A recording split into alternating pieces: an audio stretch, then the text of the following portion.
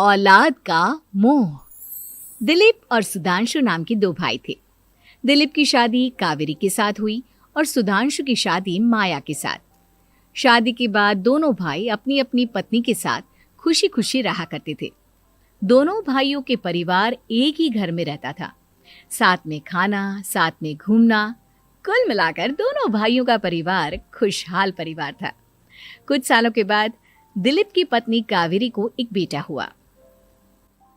भैया, आज मैं बहुत खुश हूँ। चाचा बन गया हूँ मैं। हाँ भाई साहब, इस बच्चे के घर में आने से तो रौनक आ गई है। मैं सबको बताऊंगी कि मैं तो चाची बन गई हूँ, चाची।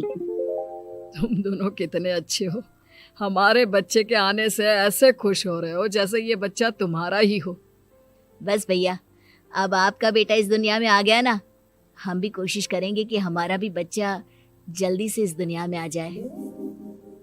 और फिर आपका और हमारा बच्चा दोनों मिलकर दिन भर घर के आंगन में खेला करेंगे। कितना मजा आएगा ना। सच कहती हो माया, मैं भी उसी दिन का इंतजार कर रही हूँ जब तुम्हारी भी गोद भर जाएगी और मेरे बेटे को एक छोटा भाई या बहन मिल जाएगी। 1 साल बीत जाता है। दिलीप और कावेरी का बेटा अब 1 साल का हो चुका था, लेकिन सुधांशु और माया की कोई औलाद नहीं होती। माया, लगता है कि हमारी जिंदगी में बच्चे का सुख ही नहीं है।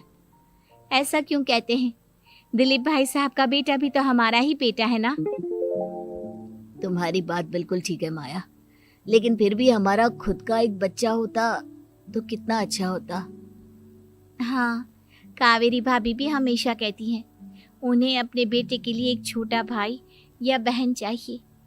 लेकिन देखिए ना, हमारी तो किस्मत ही कितनी खराब है। हमारे तो सारे ट्रीटमेंट भी फेल हो चुके हैं। डॉक्टर ने भी साफ साफ कह दिया है कि तुम कभी माँ नहीं बन सकती। वही तो सुधांशु, बहुत बुरी किस्मत है हमारी। लेकिन माया, हम अपनी किस्मत को इतना क्यों कोस रहे हैं? हम दिलीप भाई साहब के बेटे को अपने बेटे की तरह ही प्यार कर सकते हैं ना। हाँ जी, बिल्कुल सच कहा। मैं भी वैसा कर सकती हूँ। चाची हूँ, उसे छोटी माँ का प्यार नहीं दूंगी क्या? कुछ दिनों के बाद दिलीप का एक दोस्त दिलीप से मिलने के लिए आता है। अरे क्या बात है दिलीप, बधाई हो बधाई। और घर तो काफी बड़ा है तुम्हारा। वैसे तुमने अपने बेटे के बारे में क्या सोचा है? भैया, और क्या सोचेंगे, बस उसे पढ़ा लिखा कर अफसर बनाएंगे, उसकी पढ़ाई पर खर्च करेंगे। अरे भाभी, आपकी तो इतनी सारी प्रॉपर्टी है, आपको किस बात की चिंता? ले देकर एक बेटा ही तो है। अरे नहीं दोस्त, तुम गलत समझ रहे हो। इस घर में मैं और मेरा छोटा भाई दोनों रहते हैं। इस घर का आधा हिस्सा मेरे छोटे भाई का है। अच्छा, कितने बच्चे हैं तुम्हारे छोटे भाई के? भैया, उनके साथ ना कुछ प्रॉब्लम है। मेरी देवरानी कभी माँ नहीं बन सकती। अरे फिर किस बात की चिंता? अरे मैं तो कहता हूँ अपने बेटे के भविष्य के बारे में सोचिए ही मत। बस ये घर उसके नाम करवा दीजिए। देखिए, आपके भाई का भी कोई बच्चा नहीं है तो सब कुछ आपके बेटे को ही मिलना चाहिए। लेकिन ऐसा करना क्या सही होगा?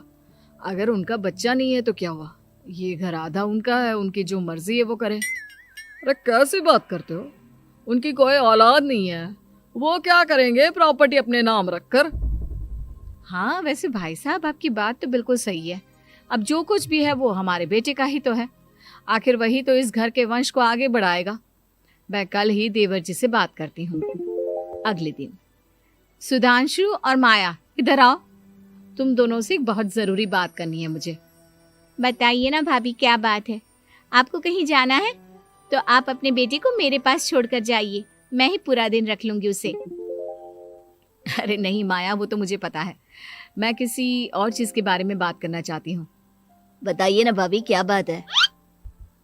देखिए देवर जी, आपका कोई बच्चा है नहीं, लेकिन मैं जानती हूँ कि आप हमारे बेटे को अपने बेटे की तरह ही प्यार करते हैं।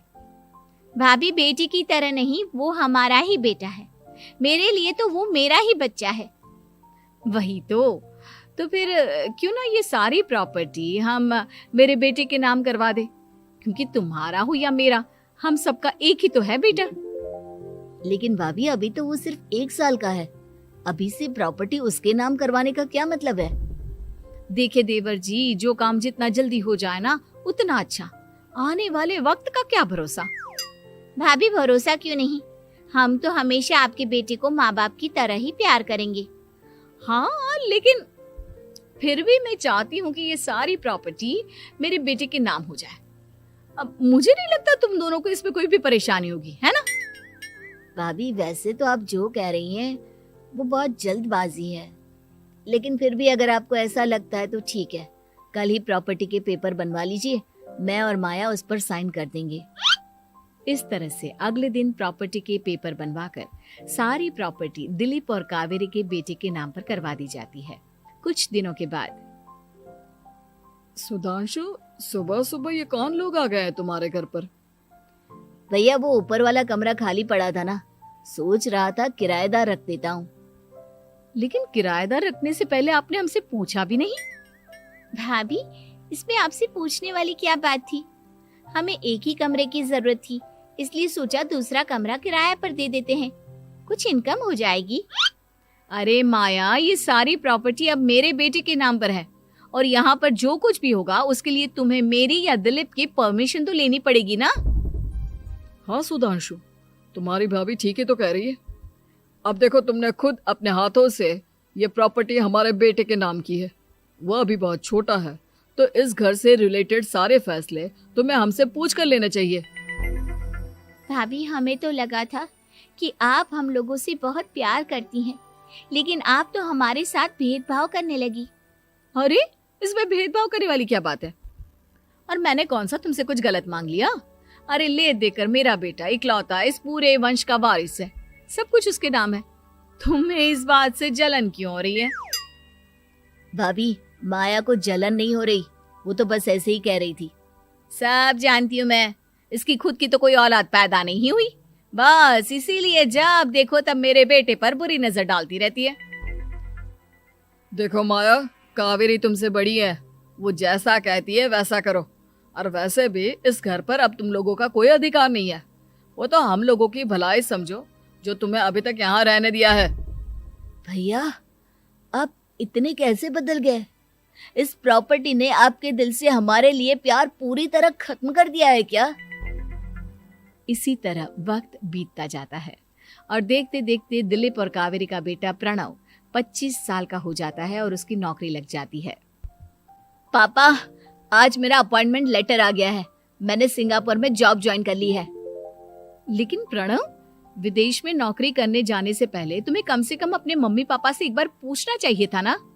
इसमें पूछने वाली क्या बात है माँ, मैं सिंगापुर जाकर जॉब करना चाहता हूँ तो करना चाहता हूँ।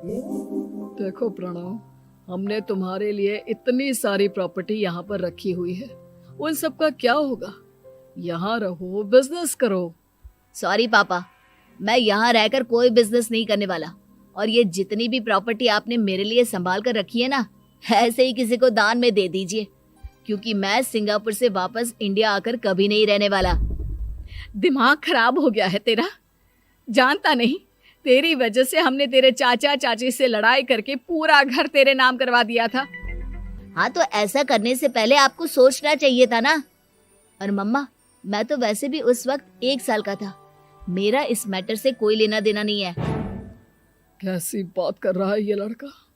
अरे तेरी वजह से अपने छोटे भाई से दुश्मनी लेकर बैठा हूं मैंने तो उसे घर से भी निकाल दिया। जानता नहीं तू, बाजू वाले घर में एक छोटा सा कमरा किराए पर लेकर रहते हैं तेरे चाचा चाची, और ये सब मैंने तेरे लिए किया। देखिए पापा, आपने जो कुछ भी किया अपने लिए किया।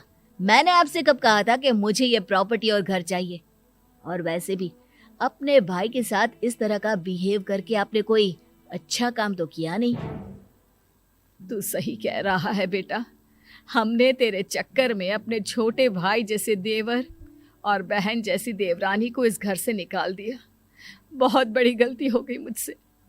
ठीक है मॉम, तो अब आप अपनी गलती सुधारो, लेकिन मुझे तो फॉरेन जाना है, मैं वहीं जाऊंगा। अब आगे क्या करना है ये आपका डिसीजन है। और प्रणव सिंगापुर जॉब करने के लिए चला जाता है। कुछ दिनों के बाद जब दिलीप और कावेरी को अपनी गलती का एहसास होता है तो वो सुधांशु के घर पहुंचती है।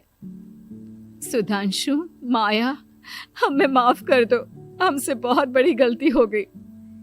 क्या हुआ भाभी? आज इतने सालों के बाद अब हम गरीब लोगों के घर क्या करने आई हैं? भाभी, हमने तो खुशी खुशी अपने भतीजे को सब कुछ दे दिया, अब हमारे पास कुछ भी नहीं बचा है।